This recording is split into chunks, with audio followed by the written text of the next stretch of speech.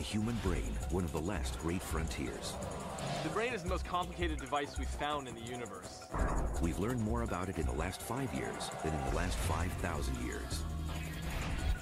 In the last few years, we've come out of the Stone Age. For the first time, we're actually seeing what goes on in the brain during sex. Everybody knows sex is between the ears, so there must be something very strong happening in the brain. What makes some brains evil. I wrote a list of things to do. Clean room, stop seeing girls, stop killing. And is there really such a thing as ESP? Technology is finally unlocking the secrets of the brain. It's explaining why we behave the way we do. It's helping experts develop new methods and machines to boost our brain power. And it's revealing the untapped abilities that we all have inside our heads.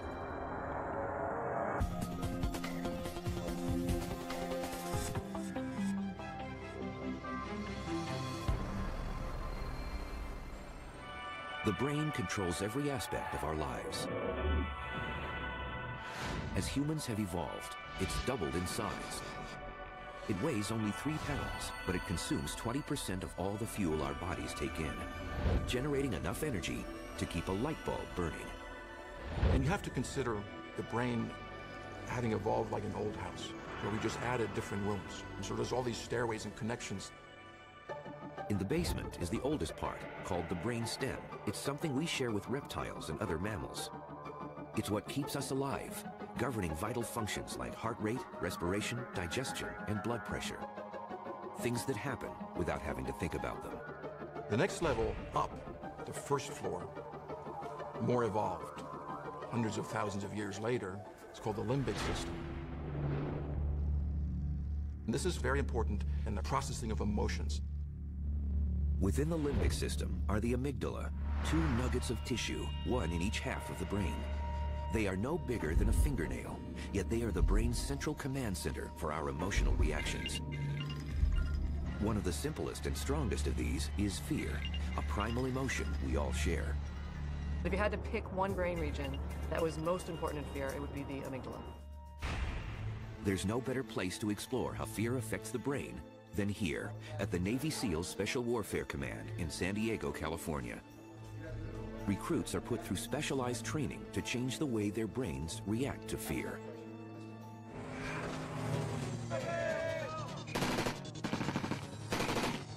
We introduce our students almost from day one to absolute chaos. And they will struggle. When you look at historic mistakes on the battlefield, they're almost always associated with fear or with panic.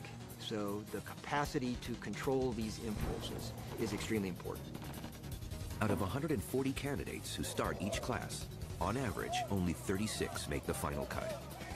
Successful recruits seem better able to adapt their brains to the demands of the job. It's not really necessarily the physical people who get through there. There have been Olympic athletes who've dropped out of training. And there's this 140-pound farm kid from Nebraska who'd never seen the ocean before, and he graduated. Why is that? To answer that question, the Navy turned to neuroscience. When confronted with fear, it's the amygdala that responds to information from our senses and instinctively presses the body's panic button. The amygdala is actually one of the most interconnected regions of the brain. So it actually will both send signals to parts of the brainstem that now elicit a range of bodily responses. As you start to sweat, your heart races, you might freeze for a while, you might run away. This exercise, known as the hooded box drill, is part of the close quarters defense system and is one of the ways the U.S. Navy conditions its recruits to control these amygdala signals. Our students are deaf and blind. Our instructors will set up a scenario, and then the hood comes off, and the student has to respond. But when you're under that hood, you have just a moment to kind of gather your thoughts and think of scenarios that could come your way. Sometimes the correct response is swift and lethal. Sometimes it's nonviolent. Hey man, do you know what the gas station is? My car ran out of gas. It is? All right, thank you. It's supposed to simulate those quick snapshot situations, those high-risk situations that just happen in an instant.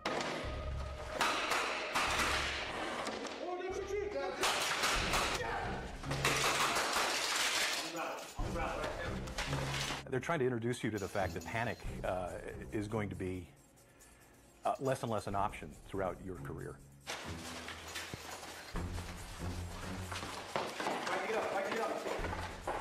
So the right way to do training is to expose people to scary situations where they can get used to them and know how to react when they're confronted with it. Through constant exposure to fearful situations, recruits learn to suppress fear that could otherwise make them react the wrong way and get them killed. But how do their brains do that? What scientists discovered is that as humans evolved, another part of the brain, called the cortex, also became involved in processing fear. The part that makes us most human about the brain is our frontal cortex. If the amygdala is the first floor, the cortex is the second floor of the brain. It's the brain's thin, wrinkly outer layer that's divided into 4 sets of lobes. If you unfolded the cortex of a monkey, it would be about the size of a piece of paper. If you unfolded our cortex, it's about 4 sheets of paper large. And the reason it's wrinkly is because you have to squish that all inside of the skull. The frontal lobes comprise the area just above our eyes, and these are the newest rooms of the brain. As humans evolved, the frontal lobes became the place where conscious, rational thought is processed. It's where we do our problem solving. The frontal lobes are so interesting because they are really the conductor of the brain. They synchronize all activity. Scientists made a major breakthrough in fear research when they found that information from our senses reaches the amygdala almost twice as fast as it takes to get to our frontal lobes. The speed of the different brain signals means unless we instinctively know how to react to a potential threat, we may freeze in fear, waiting for the frontal lobes to catch up to figure out the right response. Part of what happens with fear and panic is the unknown, is not knowing what to do next, and so your brain essentially freezes the way a deer freezes in the headlight. So the amygdala may get very fast signals about fear, but sometimes they're wrong, and quickly the situation may say to you, no, it's not a fear situation, and you're not afraid. So these very quick amygdala signals that you get can be controlled in sort of a top-down way. This is where the Navy's training comes in. It teaches recruits to minimize that delay by generating fast, accurate reactions to situations. Hands up, you too. Hands up.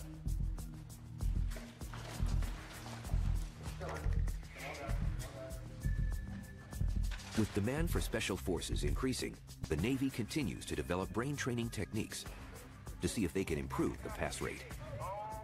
But there are some fears that scientists believe are pre-programmed into our brains. Primal fears, or super fears, that few people can overcome.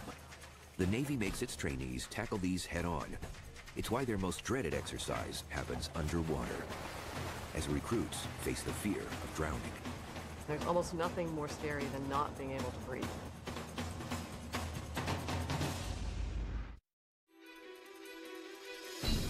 We are learning more now about the brain than at any other time in history, how it's put together and how it operates. Breakthroughs in brain science are helping the Navy to rethink how they train SEAL recruits. Everybody keep passing the commands. Specialized exercises can improve their brain's reactions in fearful combat situations. But the candidates need something more to cope with a super fear like drowning. Experts believe evolution has hardwired our brains to dread being trapped underwater. As a result, it's almost impossible to control the brain's overwhelming impulse to surface for air. And it's why recruits struggle so much to pass the underwater pool competency test.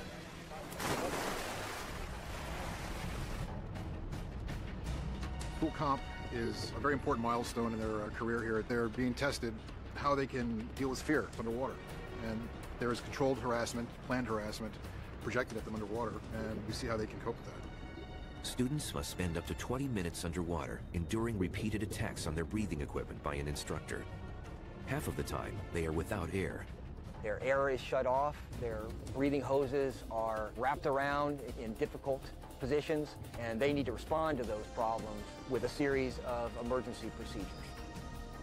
Step-by-step instructions for untangling their gear are drilled into the recruits' heads beforehand. They must follow these to the letter. But putting theory into practice isn't easy. Go down the bottom and the instructors, they come down, they'll start attacking you, taking your mask off, just creating all this stress, and the more that stress builds up, they want to see how you'll handle it. As the trainee begins running out of air, his brain's amygdala pushes the panic button that urges him to surface. His frontal lobes must win this battle in the brain if he's to stay in control. Physically, it's very challenging. You have to hold your breath for longer than you normally would. The instructors just take you kind of to that breaking point to see how you respond. No sooner has the candidate untied one set of knots than his instructor is back attacking him again and again. The more the stress builds up, they want to see how you'll handle it. Will you want to go to the surface and get air, which you want to do, or will you take the little air you have and all the problems and solve them and do what's necessary in order to pass the test? More SEALs fail pool comp at this stage in their training than anything else. The Navy wanted to know what was going on inside their recruits' heads to cause this. There's almost nothing more scary than not being able to breathe. That creates a tremendous stress response. You have this huge release of stress hormones that make controlling things with thought more difficult. Under normal conditions, the brain communicates with the body using minute electrical signals. The brain sends out electrical impulses from its nerve cells to others that travel at over 270 miles per hour. This is one way your brain can tell your body to do something. But under extreme duress, the brain releases chemical hormones. The part of the brain that senses fear, the amygdala, triggers a chain reaction that sends adrenaline and cortisol hormones into the body's bloodstream. These stress hormones act as a SWAT team, quickly preparing the body for action. They increase breathing, heart rate, and blood pressure. Senses become keener, memory sharper, and the body becomes less sensitive to pain. But even in this heightened state of alertness, pool comp is still too challenging for many trainees. Your mind is going everywhere, and you're seeing your friends come up from the water, they've passed or they've failed, and you're kind of sizing yourself up saying, well, he failed, can I pass, and vice versa. So your mind goes everywhere, and it's key just to stay focused on what you have to do. Eventually, the student completes the series of tasks and can touch the bottom and then surface to learn from the instructor whether he's passed the test.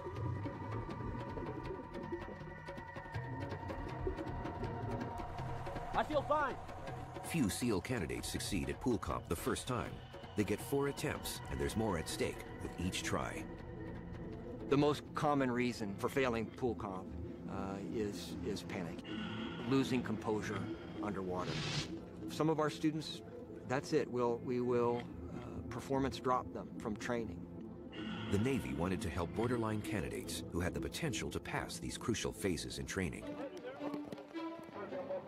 After consulting with experts, they came up with a groundbreaking mental toughness program, a set of techniques to boost the trainees' ability to control fear, even in the most extreme situations. You guys need to stay fired up while you're out there. The pain, the cold, and all that stuff. It's going to eat away at you, but you got to keep going. The techniques that we're most interested in are what I call the big 4. Goal setting, mental rehearsal, self-talk, and arousal control.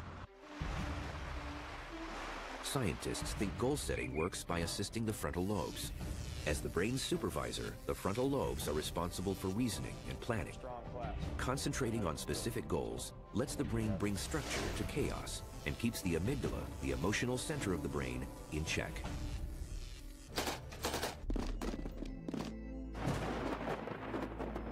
I got up every morning and I said, I'm going to make it to breakfast. And then at breakfast I said, okay, I'm going to make it to lunch. And then I'm going to make it through the run this afternoon. And then, you take it in these little sort of chunks. The second technique, mental rehearsal or visualization, is continually running through an activity in your mind. So when you try it for real, it comes more naturally.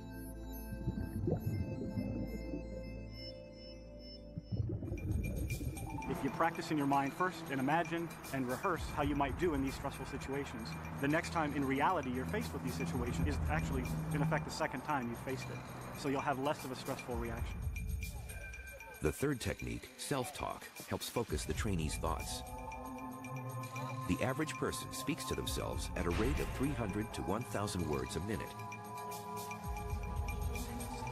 If these words are positive instead of negative, can do instead of can't, they help override the fear signal coming from the amygdala. The frontal lobes are always on, so it's very easy to think about something difficult, something bad, like I'm going to fail. What am I doing here? I didn't practice enough. What you're trying to do is you're trying to replace those bad thoughts with good thoughts. The final technique, arousal control, is centered on breathing. deliberate, slow breathing helps combat some of the effects of panic. Long exhales, in particular, mimic the body's relaxation process and get more oxygen to the brain so it can perform better. Breathing is a great focusing strategy, but you can only do it so much because in a response to fear, your brain will get jacked up. On its own, arousal control wouldn't work. The amygdala sends out such a powerful signal, it's tough to suppress if we're still feeling fearful. But combining the 4 techniques made a big difference to the trainee SEAL's pass rate, increasing it from 1/4 to 1/3. The idea of pushing boundaries may not be new, but here is positive proof that you can train your brain, and now science knows how. It goes back to a lot of much earlier sort of warrior traditions where you're sort of transcending whatever it is you thought your limitations were. I am a different person, actually. Your confidence goes through the roof. You see things and do things that you wouldn't have imagined before. But it's not just the battlefield where brain science is having a big impact. It's also unlocking some tantalizing secrets about what happens in the bedroom. Everybody knows sex is between the ears, and we wanted to find out what is really going on.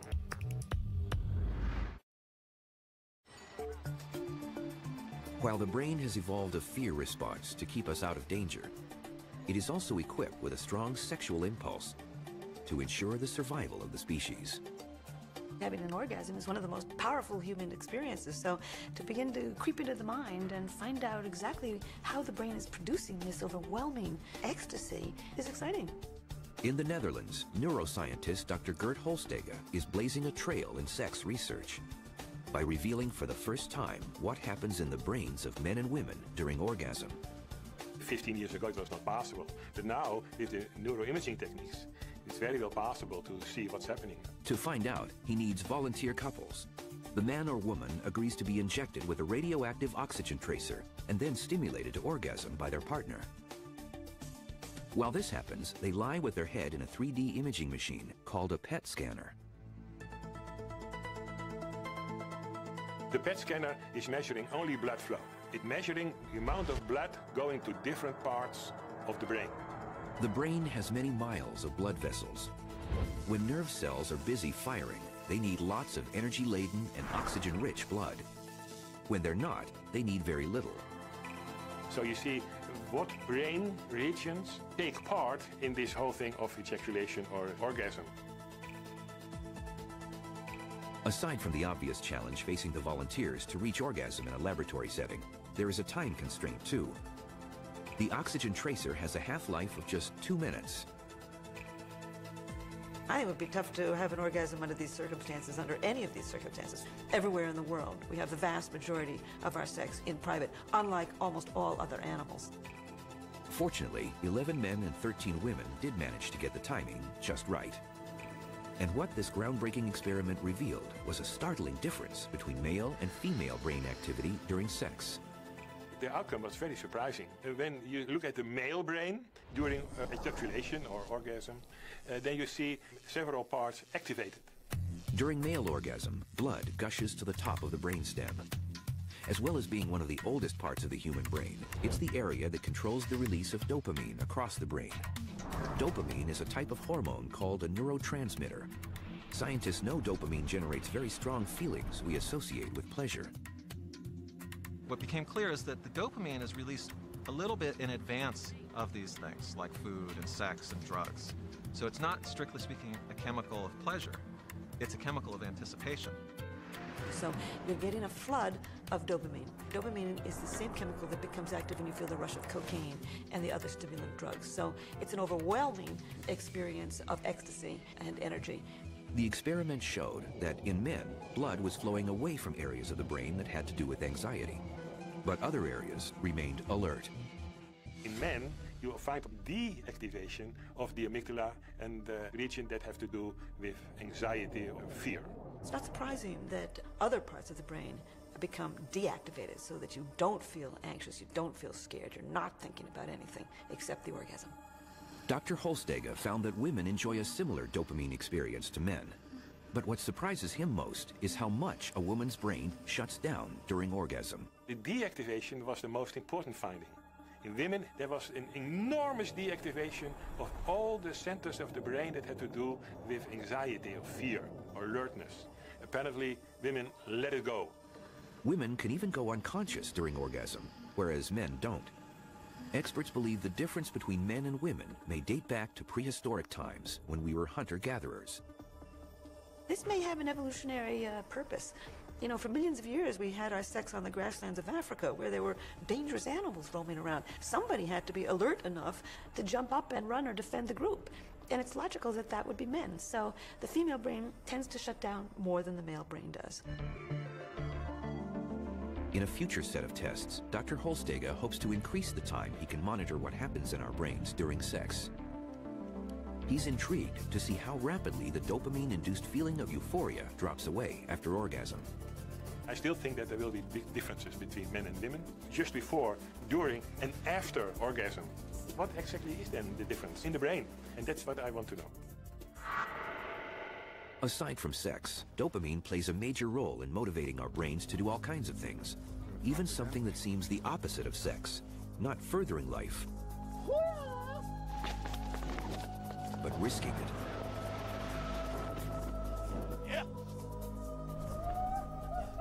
What is it about the pursuit of pleasure that would make these base jumpers in Moab, Utah want to throw themselves off a cliff? Pretty much all the cliffs out here have a pretty high danger scale. On a 1 to 10, they're all about an 8. Mistakes can be fatal. When you run off a 500-foot rock, you got about 6 seconds to live. And is that extreme? Yeah, you're darn right that's extreme. Ready? And if this is the ultimate thrill for some people's brains, why not for everyone's? This thrill is just basically essential for us to be happy, to have that feeling alive inside of you, so then life is worth it. Science tells us that as a base jumper is thinking about the jump, their brain begins releasing dopamine. As with sex, dopamine plays the role of building anticipation. But unlike sex, the amygdala doesn't shut down.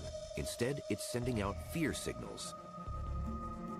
Before a jump, I'll get the jitters and I'll get nervous and palms might get sweaty and a million thoughts racing in my mind. Most of your mental preparation is, okay, what if my parachute opens backwards? What if I have a problem with one of my toggles? Even though the jumpers are focused on the jump itself, you know, what they might not realize is that the dopamine kick is happening all along during this process. You ready? Yes, I checked them. Okay, no twist. Krista Christensen is a newcomer to base jumping. I'm feeling excited. My heart's going a little bit faster because I know that that gear check means that it's getting a little bit closer. 3, 2, 1, see ya. Ooh, I get so nervous. It is unlike anything else that I've ever done, especially for someone that's scared of heights.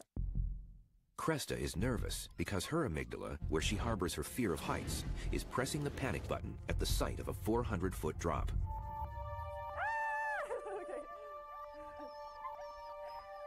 It's about as physiologically aroused as a person can be. You've got the stress system going, so you've got adrenaline being released, that gets the heart going. You've got hormones being released, you've got stress hormones like cortisol going, you've got neurotransmitters like dopamine being released in anticipation of the euphoria. But at the same time, Krista's frontal lobes weigh in, making her question if she's doing the right thing. The fear, the pleasure, the potential risks, all these competing signals get processed into action, experts believe, in the striatum, in the middle of the brain.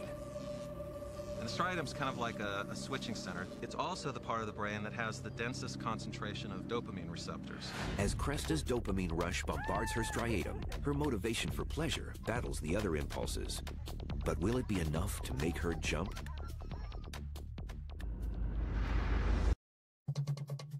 Inside the brain of a novice base jumper, there's a battle waging as she makes a life-threatening decision. Will Krista risk everything for pleasure? And just launch. Okay. Okay.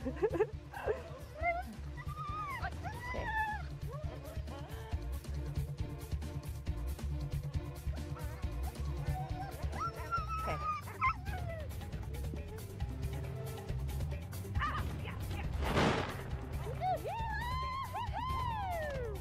Clearly, necessarily the decision to jump means that the anticipated reward has won the battle between the good outcome and the potentially bad outcome. If it was the other way around, they would back away from the cliff and call it a day. Oh, it was awesome. It was great. I'm ready to go up and do it again. Got to pack first, though.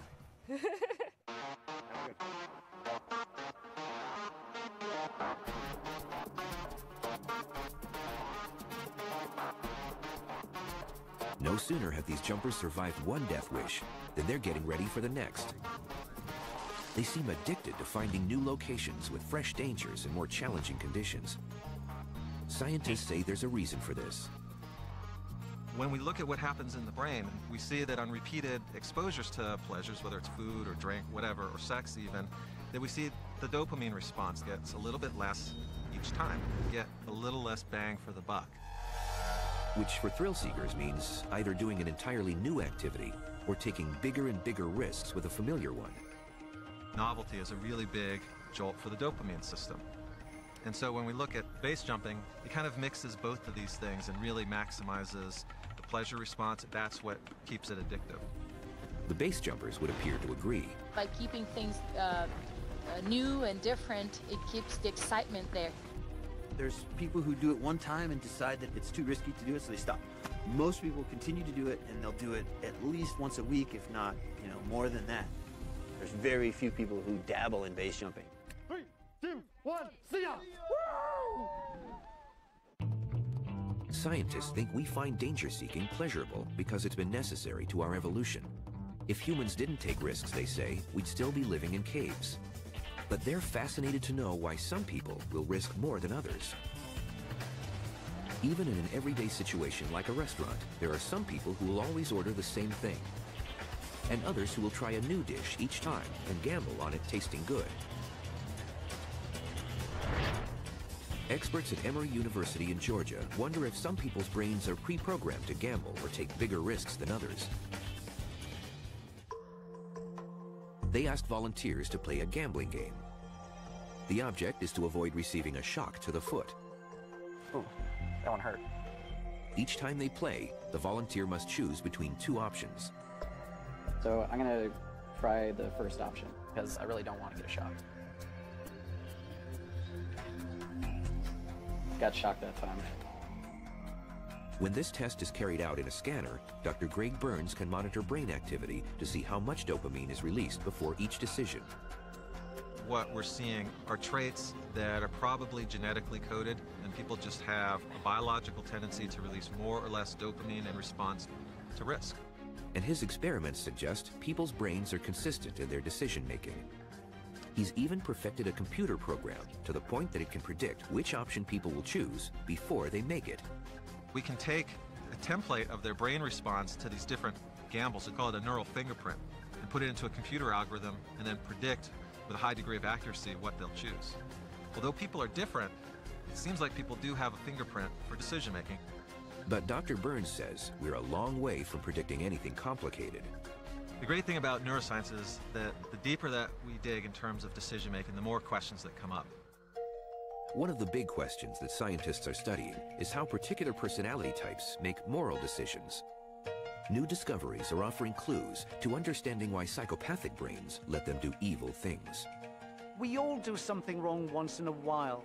Most of the times when we do something wrong, we not just know it, but we feel it. We feel bad, we feel guilty, we feel remorse. And it's the feeling of what's wrong that stops most of us from misbehaving in the future. But what happens when someone doesn't feel any guilt or remorse? And there's no battle happening in their brains to prevent them from committing, repeating, and even enjoying what are unspeakable acts of horror for the rest of us. Men like Ted Bundy, who murdered at least 35 women. Jeffrey Dahmer, who tortured 17 men and boys to death. And Joel Rifkin, who beat and strangled 17 women. Scientists are fascinated by these real-life archetypes of evil. Ted Bundy was, if you will, the motivation that got me interested in this career. Ted Bundy actually grew up down the street. So when I was growing up, I was hearing these stories and how he ended up like this. It just mystified everybody. Surprised? I don't know. I didn't know what to expect. I've never been in jail before, never been arrested before.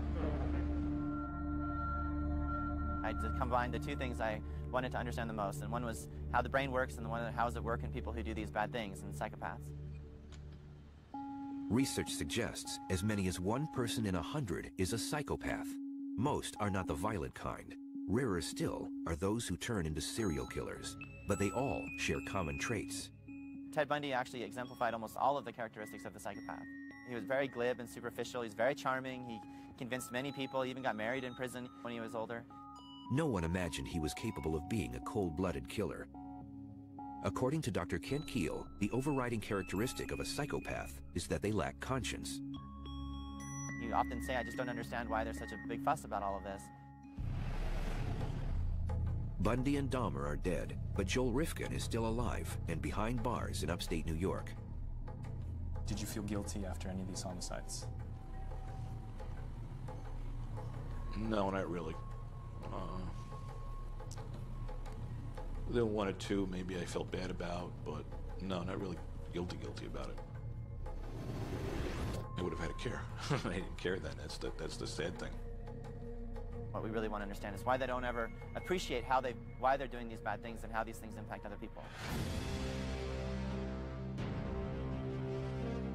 Scientists hope that by looking inside the brains of psychopaths, they might finally identify the reason for their twisted thoughts. Once upon a time, Joel Rifkin was this innocent little baby with this beautiful smile on his face. He didn't have one sense of evil in him. Or did he?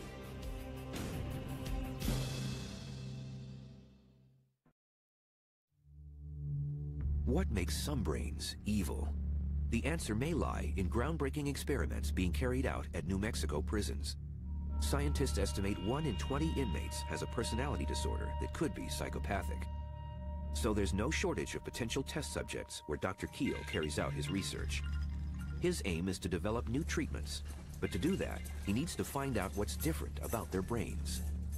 The ideal goal is to be able to help us reduce the impact the disorder has not only on the individual, but also on society. First, he interviews the prisoners to identify those who exhibit psychopathic tendencies. So this is going to be an interview that we kind of cover different aspects of your life. So we're going to start out with like school history, we'll talk about employment history, talk about your family, talk about criminal activity, things that you've done, things like that. Psychopaths have remarkably similar patterns of behavior. Did we get in trouble when you were a kid? All the time.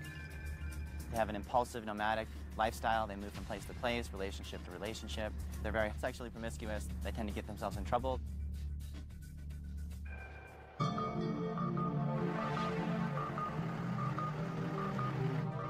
Dr. Keel sends the prisoners he's diagnosed as psychopathic for brain scans. In the first test, he wants to see how they react to making mistakes. So scanned over 300 inmates. So we've actually collected one of the largest brain imaging data sets in the world, and by far and away the largest brain imaging data set that's ever been collected in psychopaths. All right, this is obviously the magnet. Doesn't sound like much now, but it will get very, very loud. The scanner uses magnetic fields and radio energy to monitor blood flow in the brain while the inmate is thinking and reacting. So in this task, you're going to see a series of X's and K's on the screen. What I want you to do is press the first button with your right index finger whenever an X appears on the screen, but do not press when a K appears on the screen.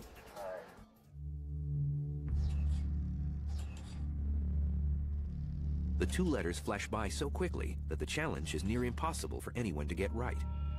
It's very difficult. People tend to make a lot of mistakes. They press buttons when they're not supposed to. And what we want to know is how does their brain learn to appreciate a mistake, and how does it recover from that mistake?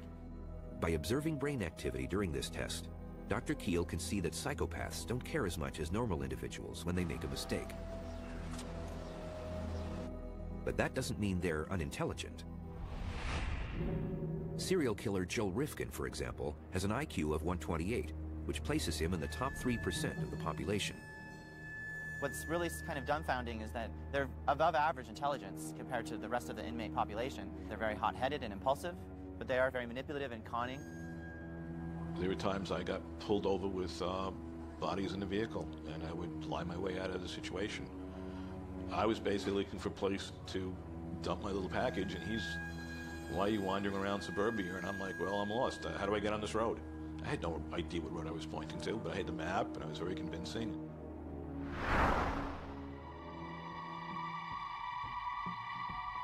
In a second test, the New Mexico inmates are asked to rate photos on whether they are morally objectionable.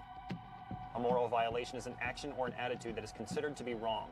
You should make your decision based on your own system of moral values, not what you think others or society would consider to be wrong. Does that make sense so far?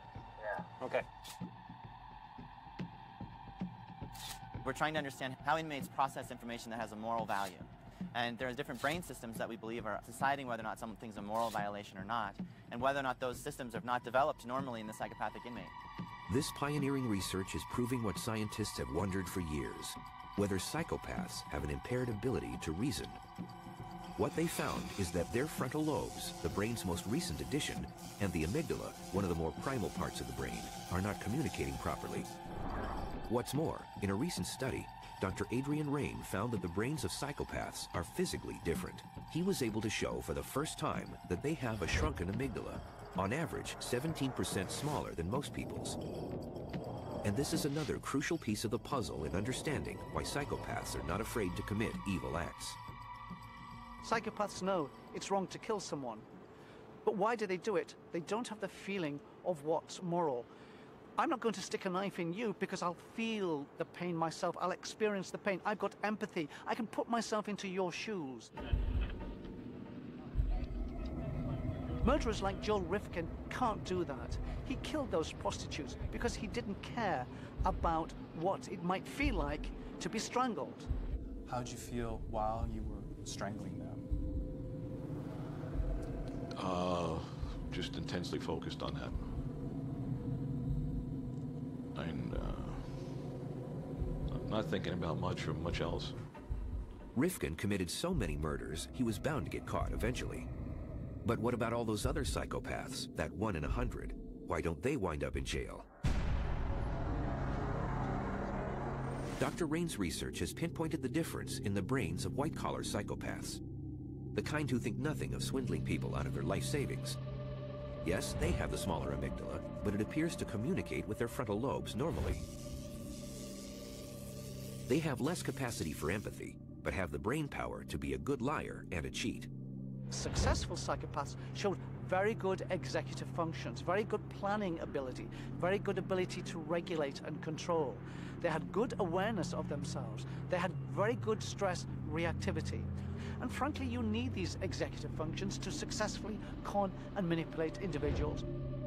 With scientists now sure that psychopaths have impaired brains, it begs the question of when they go wrong. We believe that in large part, the feeling of what's right and wrong is wired into the brain. The brain is set to be somewhat less moral or more moral, depending on your genetic and neurobiological background. In other words, it's in our genes, and it's how our brain grows in the womb. But according to Dr. Rain, that's still only half the story. Of course, you can't rule out the environment. That's 50% of the equation. It's like two sides of a coin. It's both genetic and environmental. If finding the location of good and evil in the brain has been a challenge for scientists, there is an even bigger mystery waiting to be unlocked: memory. Thanks to memory, the brain is constantly traveling through time, pulling fragments of the past into the present. This ability is key to a human's existence. The reason we have memory is so that you can make better decisions the next time around.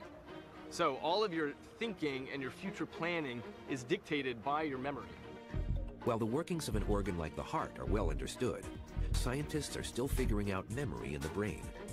The big breakthrough came 80 years ago. So in the 1920s, a neuroscientist named Carl Lashley taught rats to run a maze.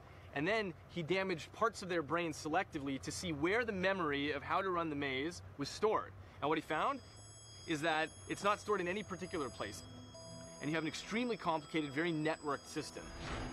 The system is so complex, in fact, the most advanced supercomputers don't even come close to the storage capacity of the brain, which science 10 trillion bytes of memory. The brain is the most complicated device we've found in the universe. It has 10 billion cells just in the cortex, which is the outer part, and in a single tiny piece of cortex, a cubic millimeter, you have more connections than you have stars in the Milky Way galaxy. All those connections make the brain capable of storing and retrieving massive amounts of data in some amazing ways. Perhaps none more incredible and extreme than what's called photographic memory, or mnemonism. As we try to understand vision and memory in neuroscience, we're really fascinated by people who are mnemonists. They have an untaxable memory. They can remember everything going in. British artist Stephen Wiltshire has this extraordinary ability. He can remember complicated cityscapes and reproduce them in staggering detail. For his latest sketch, he's climbing to the top of Tower Bridge for a bird's-eye view of London. He need only stay a few minutes, since he claims his visual memory of the scene will never fade.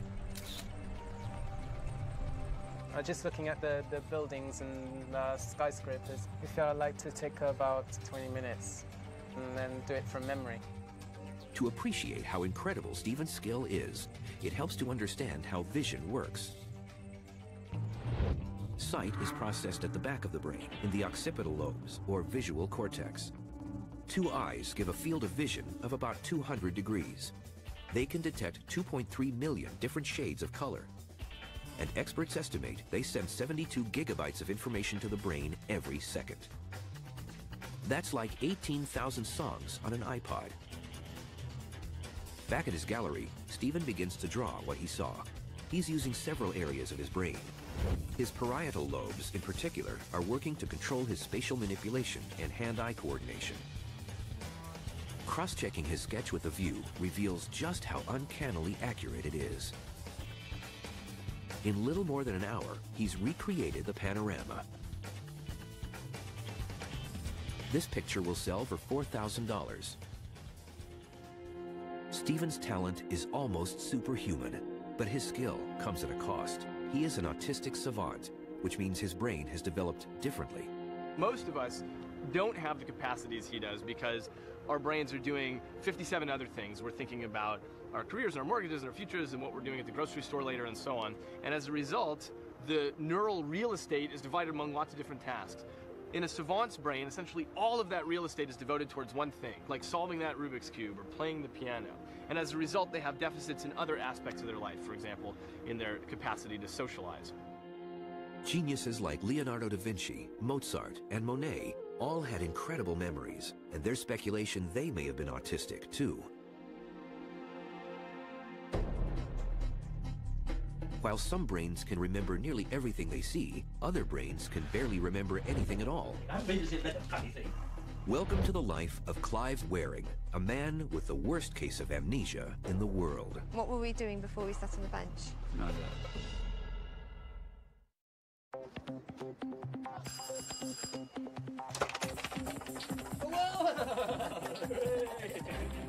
Even though Clive Waring has seen his wife Deborah numerous times today, every time he meets her, it's like he's seeing her for the first time. Clive has the worst case of amnesia in the world. His memory span is at most 30 seconds long. What were we doing before we sat on the bench? No idea. Do you know what this building is? No. Have you seen it before? No. He said to me, it's like before waking up and waking up, it's like the in-between stage. You haven't yet grasped where you are. What do you know? Nothing at all. Nothing. Never had a thought or a dream. Day and night the same. Day and night the same? Yeah, blank. Whole time.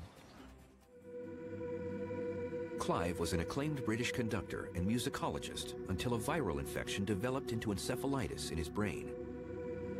When the acute inflammation subsided, his brain had been severely damaged.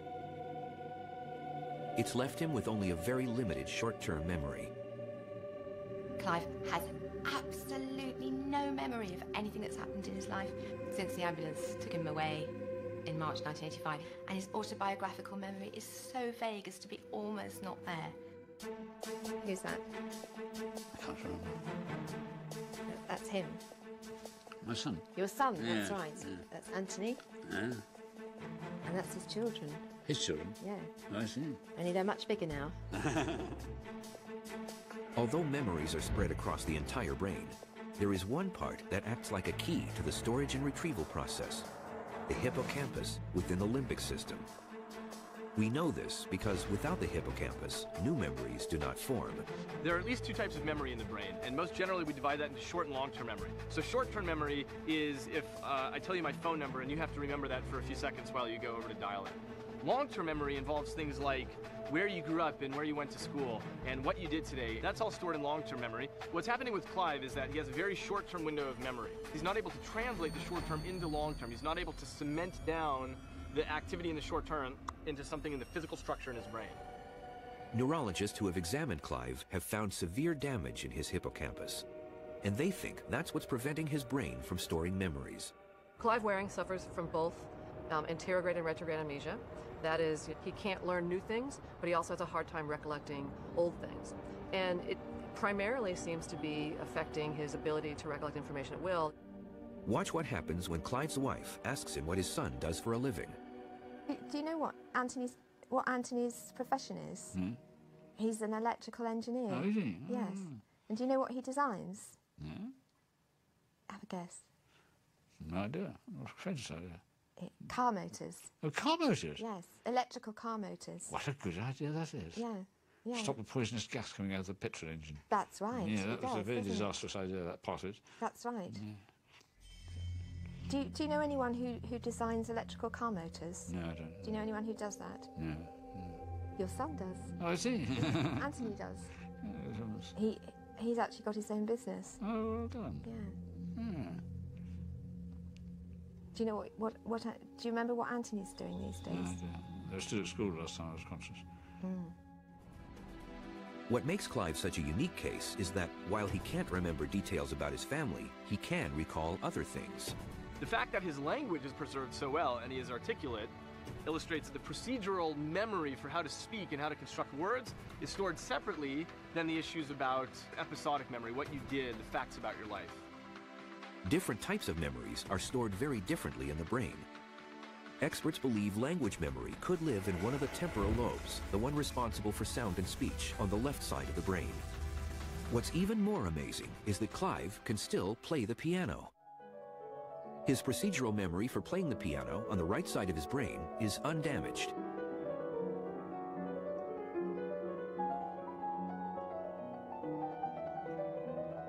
When he is performing music, that is where Clive finds a continuum. He has a momentum that kind of carries him through time. It's a great illustration of the way that these different types of memory can be separated out. Do you know what month it is? It's April. April? Mm-hmm. April. So it's your birthday next month. Yes.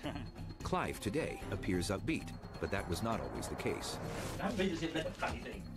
Well, use your intelligence. This was Clive in 1988, 3 years into his amnesia, when he was frustrated and angry. For the first 10 years, Clive lived in a world where he said the same few things over and over again because of the anxiety, the fear, the terror, the horror of his situation. Each new moment he felt he was awake, he wanted to write it down. When it was such a compulsion that he would have written it on the table, on the wall, on any available surface. So how do you think it got there? I do. I presume the doctor don't know. But you must. No, I haven't. You listen to me, please, for heaven's sake. When I say no, I mean exactly that. The pages of his diary are filled with exclamations and words crossed out. Eventually, though, his anger subsided. He started to change after about the first 14, 15 years. He began to remember things for longer. His mood changed. Deborah attributes this change to her faith and her prayers. Scientists have their own explanation. We do know that your brain physically changes, and that's what we mean by plasticity. It's always rewriting its own circuitry. With children, the brains are extremely plastic. That's why children can learn language so much more easily or learn how to play a new instrument. What we're now discovering is that the adult human brain is much more plastic than we previously thought. So when people get brain damage, other parts of their brain can shift around and take over the missing functions. This year, Deborah wondered whether Clive still needed his diary. When he looked through the previous days and weeks and months and saw that he'd just written the same thing over and over again, it tended to upset him. And we thought, well, let's just take it away and see whether he misses it. To everyone's surprise, after writing in his diary every single day for 23 years, Clive didn't ask for it back. That compulsive need to record each moment of awakening must have passed. Scientists have learned a lot about memory by studying Clive. But they've also gained valuable insight on other brain functions that contribute to a person's identity. A lot of people say memory makes us who we are, and boy, did I find out how wrong that was. Clive's personality, thank God, is intact. Fancy a cup of coffee? Oh, I love it. That'd be marvelous. I thought you'd be pleased. He's funny. He's also very compassionate. Lead the way to heaven on earth. He has no knowledge about himself, but he is who he is. Unchanged. Pure Clive. Memory plays a pivotal role in everything we do, including sports. It's finally dawning on athletes that it's not only brawn, but also brain that makes a champion. In the 80s, we developed a lot of muscle training methods to increase sports performance. And now, in the 21st century, we're taking the brain to the weight room.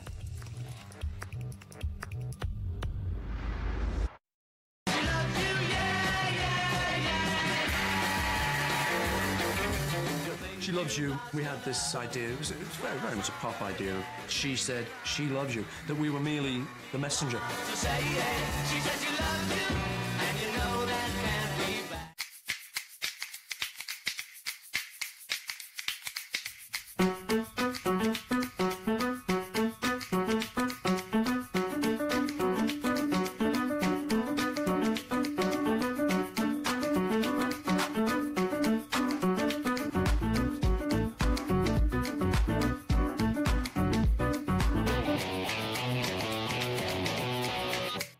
What's cooking at Applebee's. New flavor-loaded steaks. We start with America's best-selling flame-grilled steak. Then we load it up with fresh ingredients and savory flavors like the Steakhouse Classic with Applebee's signature sauce. Best of all, they start at just $9.99.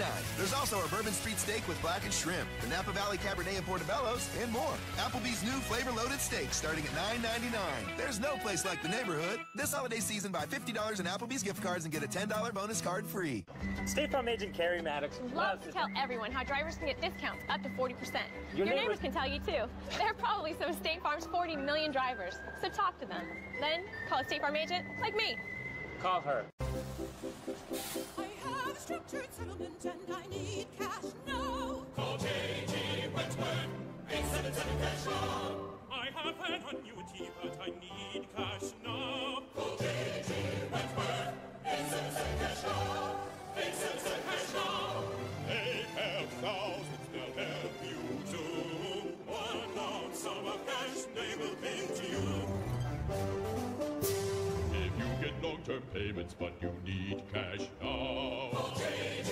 Wentworth, 877 cash now. 877 cash now. 877 cash now. 877 cash now. It's your money. Use it when you need it. Call J.G. Wentworth, 877 cash now. I know it's hard for you to get around when you're disabled, but you need your Social Security disability benefits. So lots of times with Binder and Binder, you just stay home and we work for you on the phone. Call 1. Plane's not here. Plane before the plane's not even here. But wait, what's this? Your Xfinity TV moment. The realization that the world's greatest collection of on-demand shows and movies, even HBO and Showtime, is only a click away. For the first time ever, your on-demand is now online for no extra cost, only with Xfinity. The more we learn about the brain, the more it informs every aspect of our lives, including professional sports.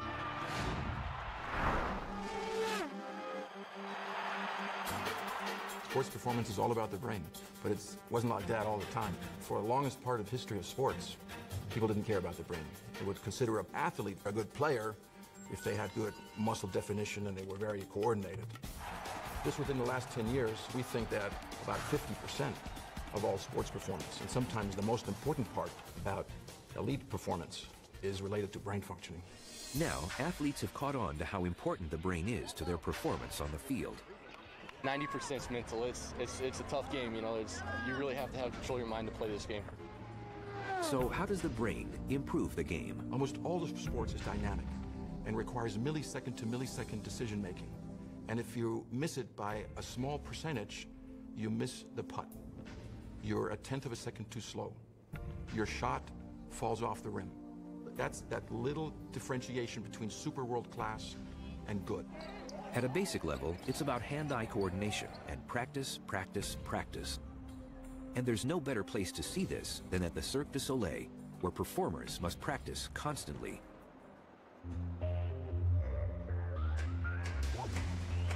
We use our frontal lobes to learn how to carry out an activity, but the area of the brain that benefits most from practice is the cerebellum, at the back of the brain. It helps to think of the brain as an old house with new rooms slowly added over time. The brainstem is the basement because it evolved first. The cerebellum came next. It's an old part of the brain, sort of set up off the first floor in the basement. It's almost entirely responsible for movement, complicated sequencing of movements. The cerebellum sends out signals to the 100 billion nerve cells in our bodies, which in turn tell the muscles what we want them to do. The frontal lobe is monitoring the activity, but most of the time gets out of the way and allows the cerebellum and the rest of the brain to engage in this behavior that's been practiced over and over and over again. Scientists think that the frontal lobe simply cannot keep up with the speed of information processing necessary to perform a high-level skill, which is why the cerebellum takes over. It's procedural memory, the same kind Clive Waring uses to play the piano. And it's the idea that you can go into a filing cabinet and pick out a motor memory that you've already practiced. And experts now know why practice makes perfect. The more you practice, the better the cerebellum becomes at knowing exactly which nerves and muscles to trigger each time. In sports psychology, there are suggestions that it takes 10,000 hours of deliberate practice in order to achieve the level of expertise. Such extreme levels of ability may actually lead to memory within the muscle itself, guiding a sequence of contractions and relaxations. But the brain is still essential. You damage the brain, there is very little activity. Now, of course, you need an intact body, you need physiology that works. In basketball, it helps to be tall. In racing horses, it helps to be small. But every of those athletes has a brain that has to be synchronized with athletic activity. But beyond practice and having the right body type, the brain plays another vital role in sports. Just imagine a weightlifter who's trying to lift an amazing amount of weights. They have to be extremely pumped up. The Navy SEALs use a breathing technique to calm down, whereas athletes need to vary their level of excitement. Sports scientists call this process arousal modulation. We think of arousal modulation as the volume button of the brain. Once again, it's the amygdala in the limbic system that controls our emotional response. In this instance, it gets us psyched up to compete. Back when the brain was evolving, it's how early man would get ready for the hunt. But the amygdala needs to be triggered. One simple way is by using sensory stimulation, such as cheering and clapping. You can control it externally through loud noises, by slapping a person. Why? Because those sensory mechanisms go into the first floor of the brain. So you'll see in sports a lot of times, people using this intuitively, a lot of noise. Come on, come on, come on, go, go, go. Athletes need to get themselves into a position where when the game starts, they're at the right level of arousal. Okay, because basketball is a contact sport. You got to push out. You have to fight for the rebounds. And it's almost a simulated war.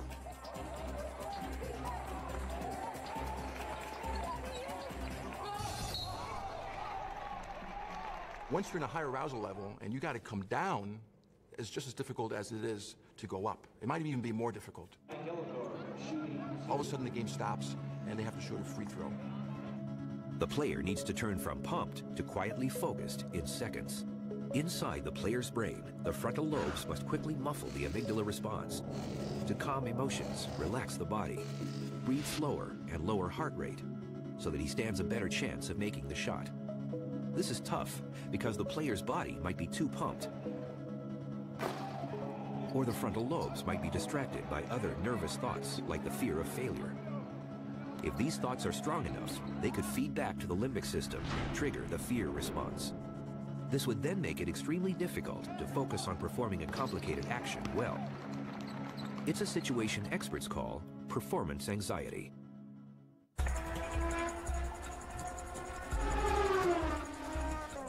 Performance anxiety is the largest culprit of poor athletic performance.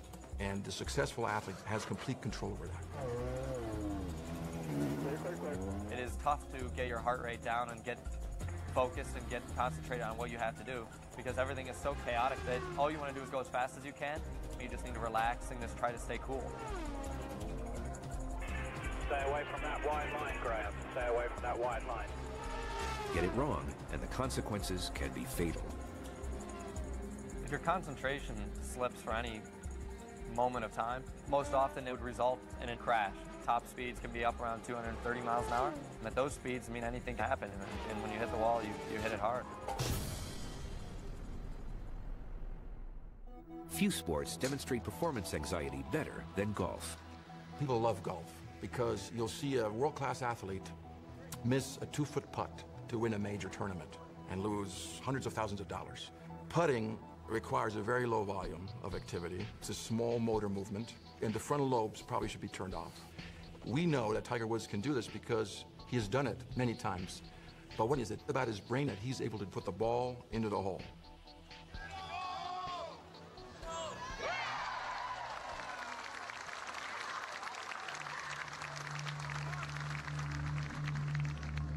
What we found is the brain can either help you succeed in this athletic activity, or it can help you fail. And we think Tiger Woods has found a way to succeed most of the time because of his ability to modulate his own brain functioning. Scientists can't scan Tiger Woods' brain in action. He would need to lie motionless, which would make playing golf impossible. So instead, they must make an educated guess. Because he's blinking so little during a putt, we think that his anxiety is very low, because eye blinking is usually related to anxiety. So he's very relaxed, like a drowsy state, a drowsy, sleepy level, but yet enough concentration that you can focus on the task.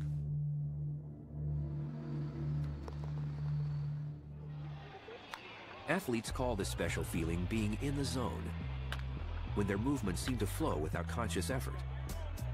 It is the supreme combination of practice involving the cerebellum, concentration of the frontal lobes, and low anxiety of the amygdala within the limbic system. Zone, it's very hard to get into. I really feel like if I can control my breath and I can get it as slow as possible, that'll slow down my heart. As soon as that happens, I feel like I get total consciousness of everything. All 5 senses are working the best they could possibly work. Experts think the brain gets so focused, it's somehow able to block or ignore any irrelevant input. Brain and body begin working in perfect sync. Athletes and everybody else, for that matter, all want to be in that zone, and there's something special about it. Everything gets aimed at the one task at hand, and when you do that, incredible things can happen. You have a real clarity of thought and decision making. When I'm in that moment, everything around me is slow, and I can control what I'm thinking, I can control what I look at, I can control what thoughts enter my mind, and in turn, that gives me the greatest chance for success. Being in the zone could be the brain's ultimate control over the body. But there are some people who claim its ability extends even beyond that. I'm being pulled here. The notion that the brain has a sixth sense. He's also telling me to talk about either Staten Island or... That's where we live. Okay, let me tell you exactly what he's showing me then so you know where. If you were to go over the bridge and through the toll and then take that first long road down the left... That's where I live. Okay.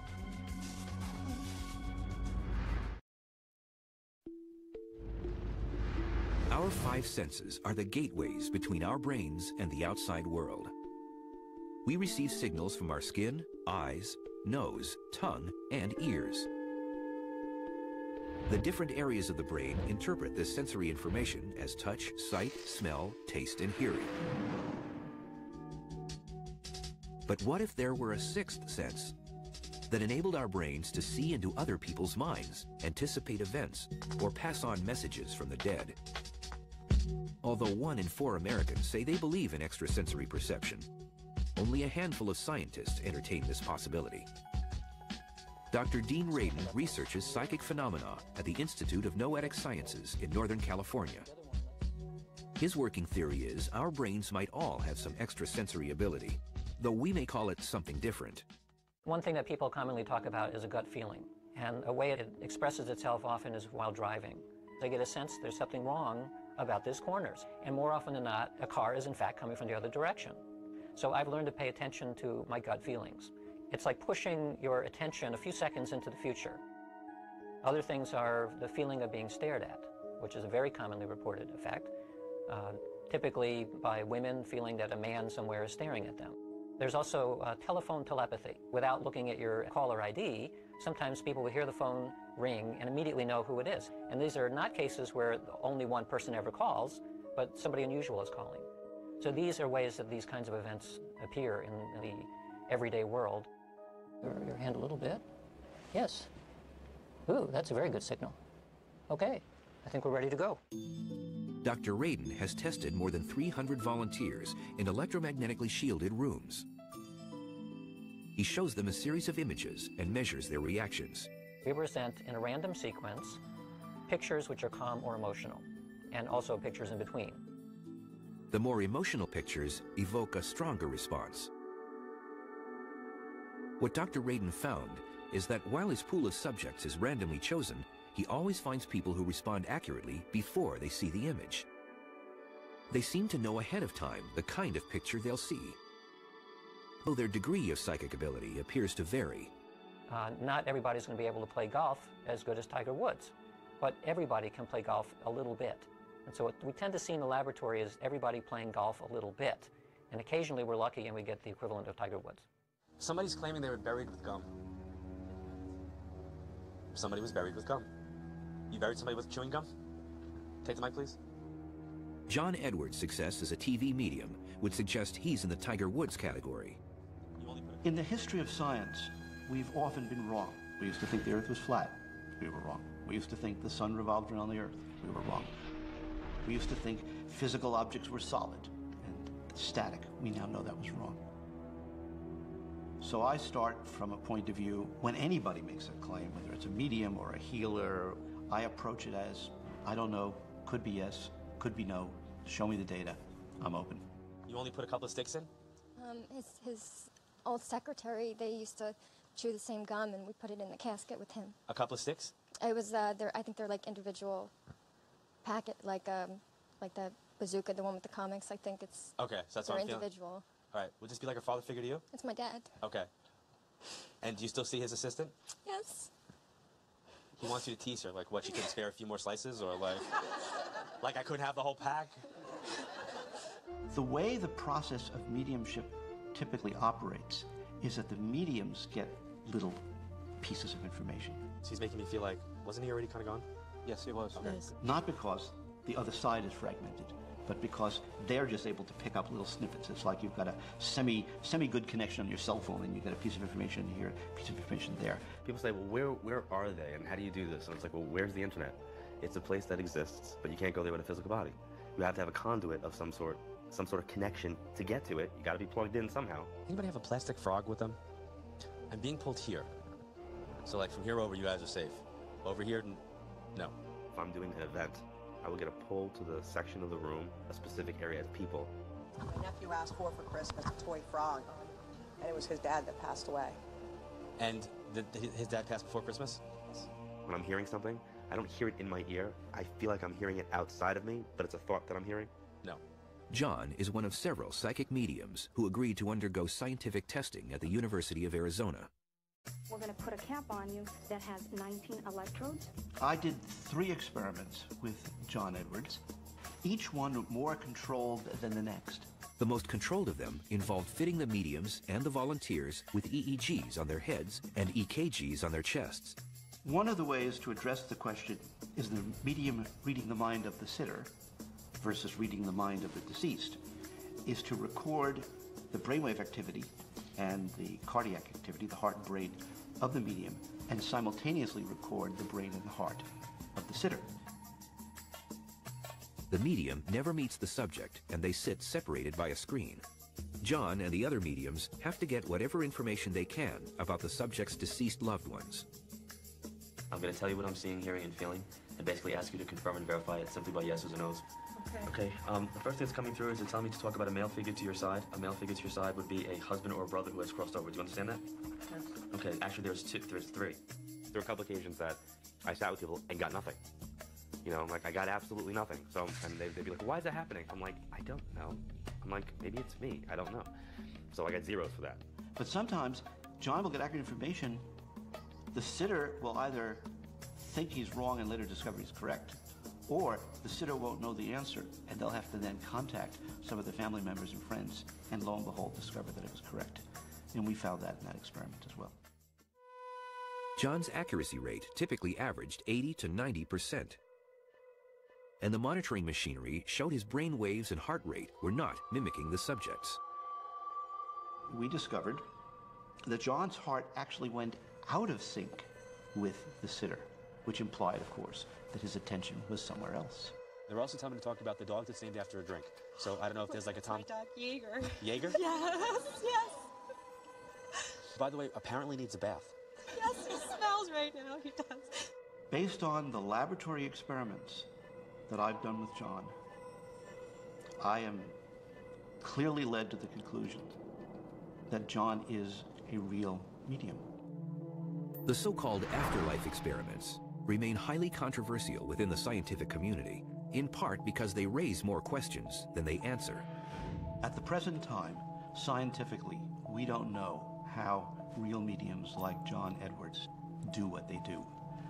The working hypothesis that we entertain in our laboratory is that we all have energy. This energy continues like the light from distant stars. And what John does and others do is that their brains and consciousness serve as an antenna and receiver.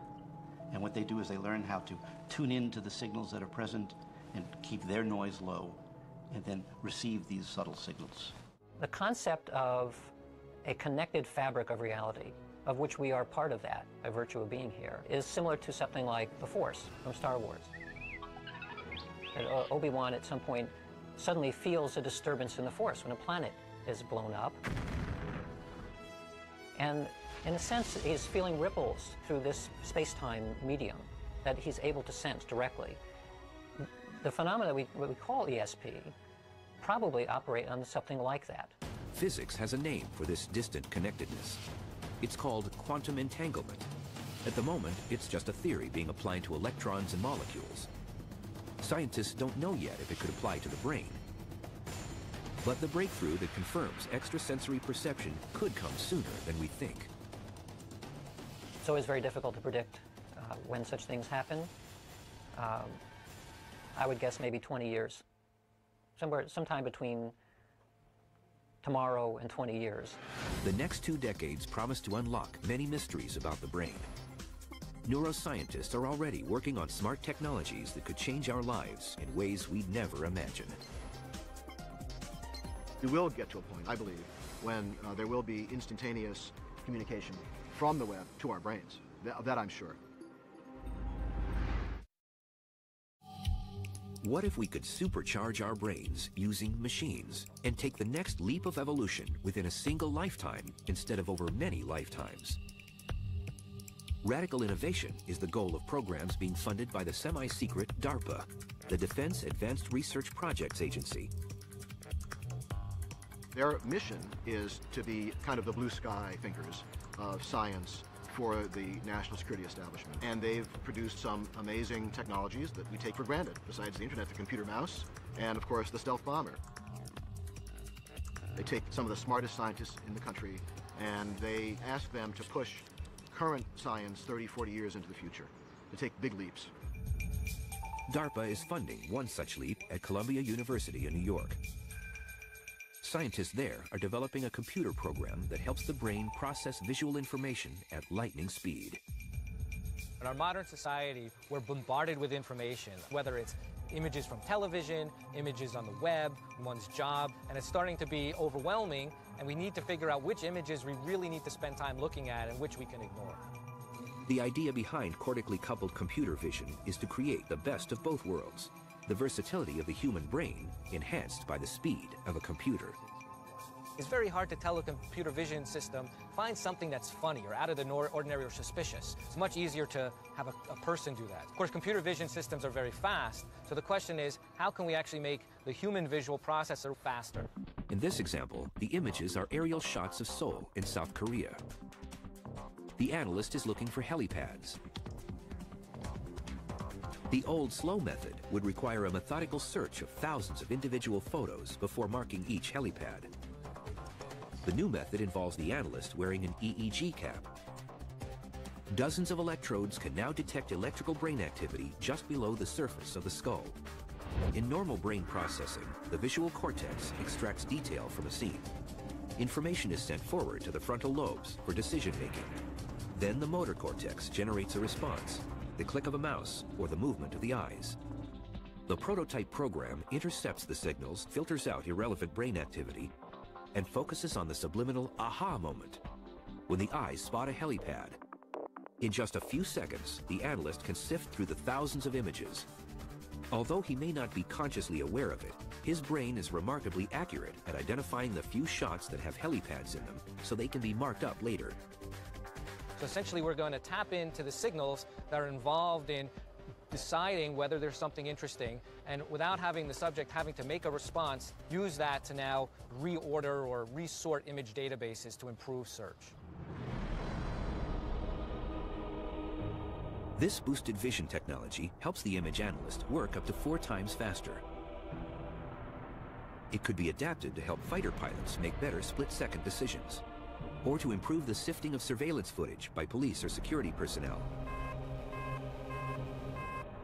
And then there are possibilities beyond defense and intelligence. One potential application that's of interest in which there's high throughput of information might be in the stock market or in trading. I mean, many times traders, they're assimilating this information across different screens. Something might catch their eye, but they can't actually act on that at that moment. So that information can be tagged, that it grabbed the interest of the trader and processed by some other person down the line. Medical research might be interested in these devices too. And marketing teams could use them to record people's first reaction to a product or advertising campaign. A video game company in California is already ditching the joystick in favor of brain power. A headset similar to an EEG picks up electrical activity from the brain, as well as twitches from facial muscles. The signals get translated into on-screen commands. Players raise rocks and vanquish villains, not with a click, but with a thought. The future potential for implanted personal data assistants, or PDAs, is almost mind-boggling. As we get older, we all worry about our inability to remember names and faces. We're going to find ways to compensate for that loss of natural, evolved memory. We're evolving in the direction where we will have devices that will do that for us. And I think ultimately we're going to have a Facebook in our heads. At that point, it's going to be pretty hard to see where we end and the technology begins. At Duke University in North Carolina, neuroscientists are taking that next step already. They've implanted electrodes into a monkey's brain and isolated the brain signals for walking. During one recent experiment, a monkey paced on a treadmill while her brain activity was sent via the internet to Japan to instantly control the walking of a 5-foot humanoid robot. The monkey got raisin treats for making the robot walk. Then her treadmill was switched off. In her desire for more treats, the monkey kept the robot walking, using only her thoughts. And there's been a similar breakthrough at the University of Pittsburgh in Pennsylvania. Monkeys, fitted with tiny sensors in their brains, have learned to control a mechanical arm and use it to reach for snacks. It will have tremendous implications for medicine, for people who are amputees, for people who are quadriplegic, giving them the ability to move robot prosthetic arms and legs in ways that will allow them to interact with their environments, which they have not been able to do before. Could there be hope in the future for someone like Clive Waring, whose brain damage means he can't process new memories? I don't remember sitting down in the seat. That was unknown to me.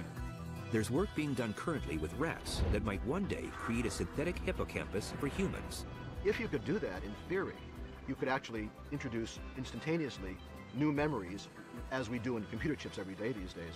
What if instead of taking months and months to learn a language, we could download a basic dictionary of a language? Or what if, never having been somewhere, instead of having to carry that tour guide or book around, or that clumsy book, and stopping in the middle of the sidewalk every few minutes to see where we're going, we actually had a rudimentary map that had been downloaded into our brains of that new city that we're visiting, or those monuments that we're looking at.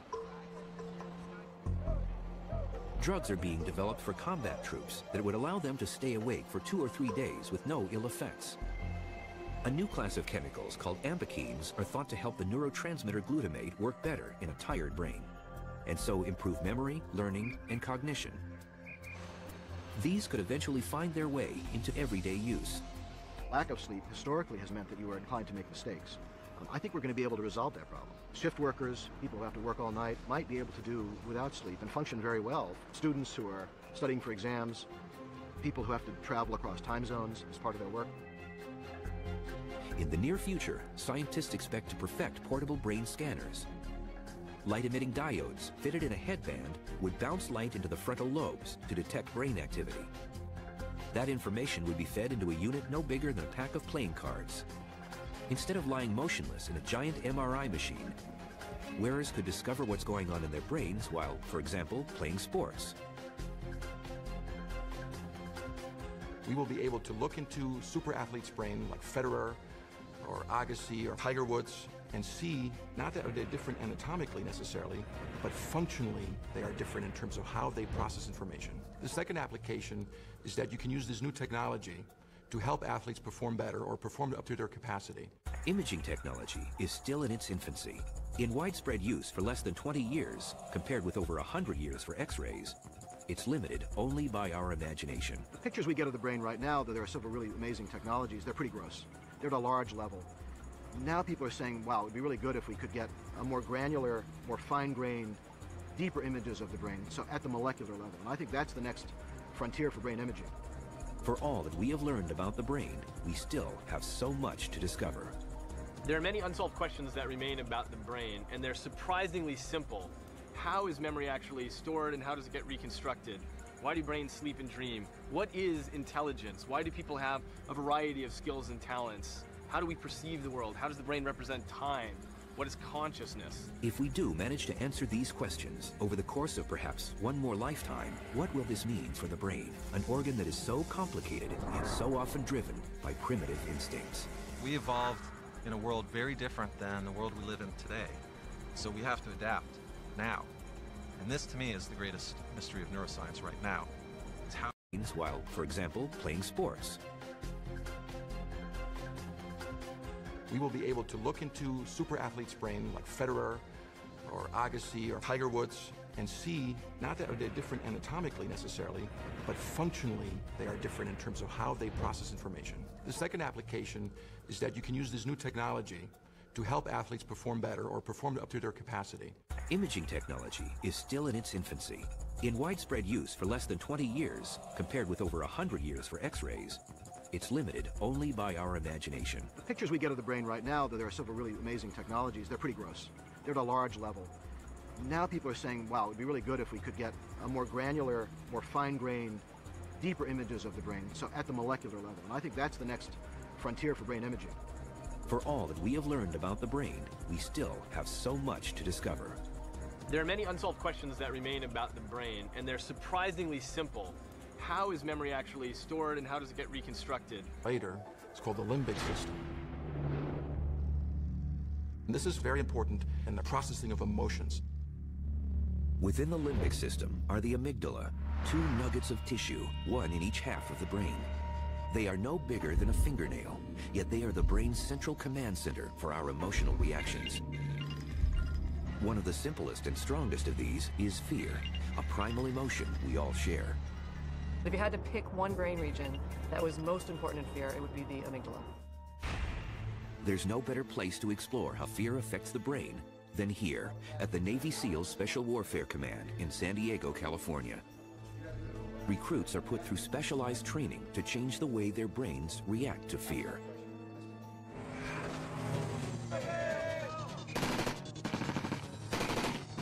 We introduce our students almost from day one to absolute chaos. And they will struggle. There were times I got pulled over with bodies in the vehicle, and I would lie my way out of the situation. I was basically looking for a place to dump my little package, and he's, why are you wandering around suburbia? And I'm like, well, I'm lost. How do I get on this road? I had no idea what road I was pointing to, but I had the map, and I was very convincing.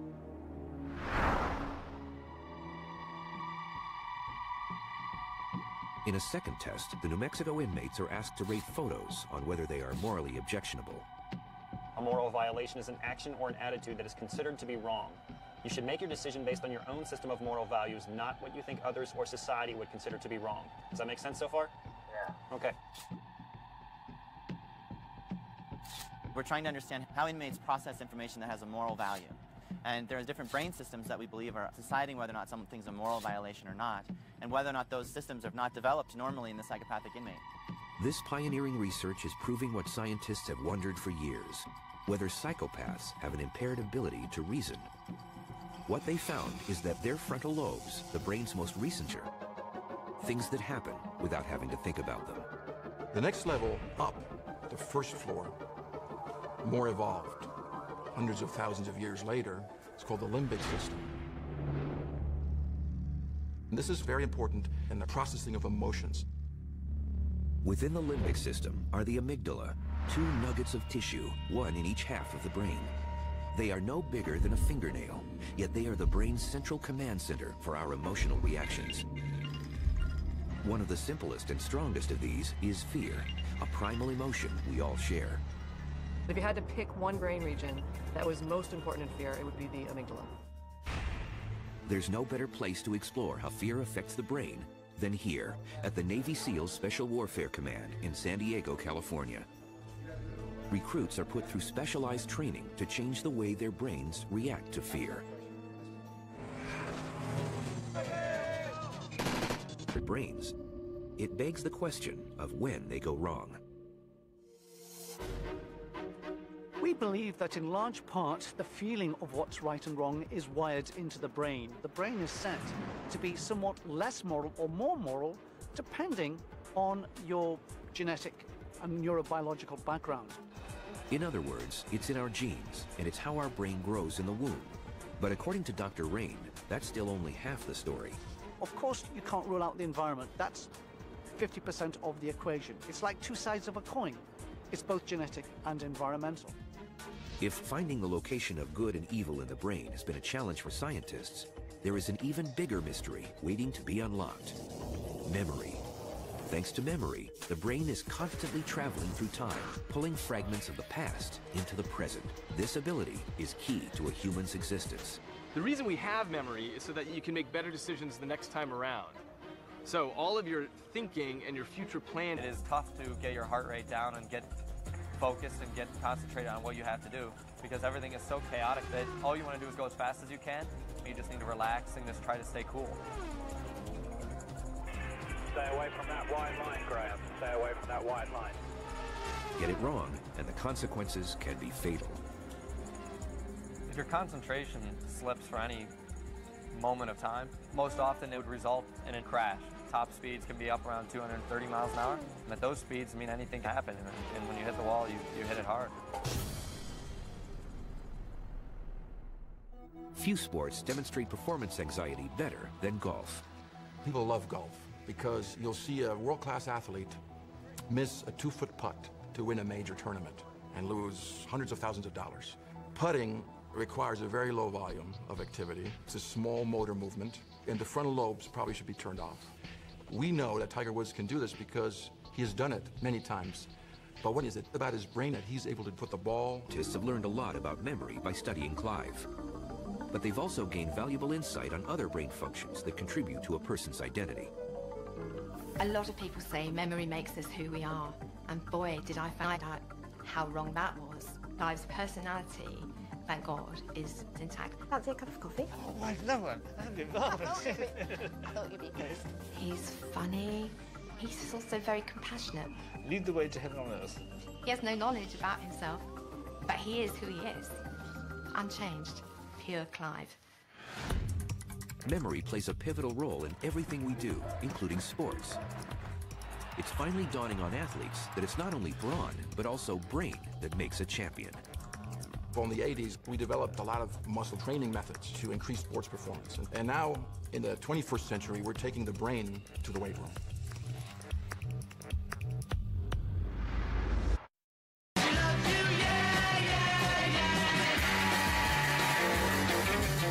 She loves you. We had this idea. It was very, very much a pop idea. She said she loves you, that we were merely the messenger. So say yeah, she said she loves you, and you know that can't be back.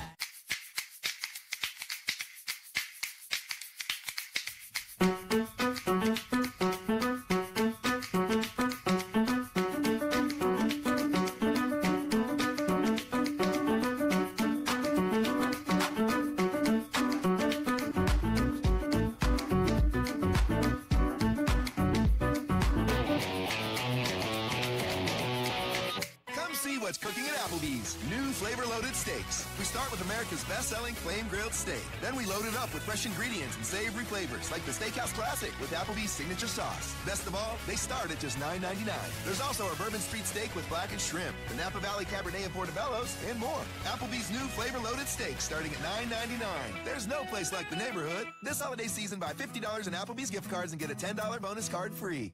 State Farm agent Carrie Maddox loves to tell everyone how drivers can get discounts up to 40%. Your neighbors can tell you too. There are probably some of State Farm's 40 million drivers, so talk to them. Then call a State Farm agent like me. Call her. I have structured settlement and I need cash now. Call J.G. Wentworth, 877 cash now.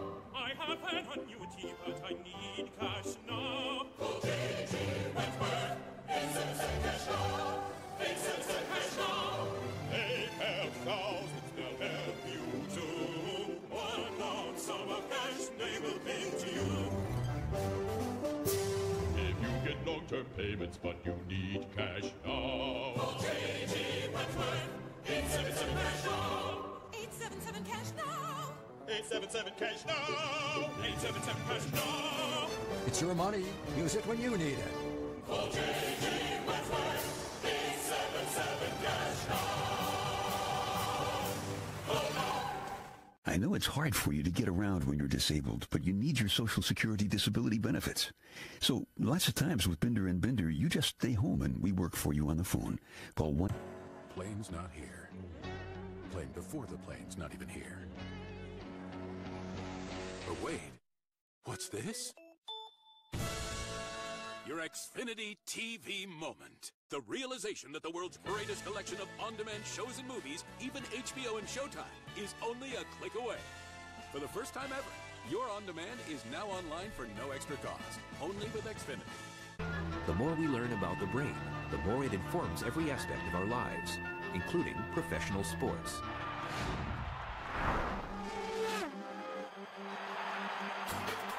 Sports performance is all about the brain, but it wasn't like that all the time. For the longest part of history of sports, people didn't care about the brain. They would consider an athlete a good player if they had good muscle definition and they were very coordinated. Just within the last 10 years, we think that about 50% of all sports performance, and sometimes the most important part about elite performance, is related to brain functioning. Now, athletes have caught on to how important the brain is to their performance on the field. 90% is mental. It's a tough game, you know. You really have to have control of your mind to play this game. So how does the brain improve the game? Almost all of sports is dynamic and requires millisecond to millisecond decision making. And if you miss it by a small percentage, you miss the putt. You're a tenth of a second too slow. Your shot falls off the rim. That's that little differentiation between super world class and good. At a basic level, it's about hand-eye coordination and practice, practice, practice. And there's no better place to see this than at the Cirque du Soleil, where performers must practice constantly.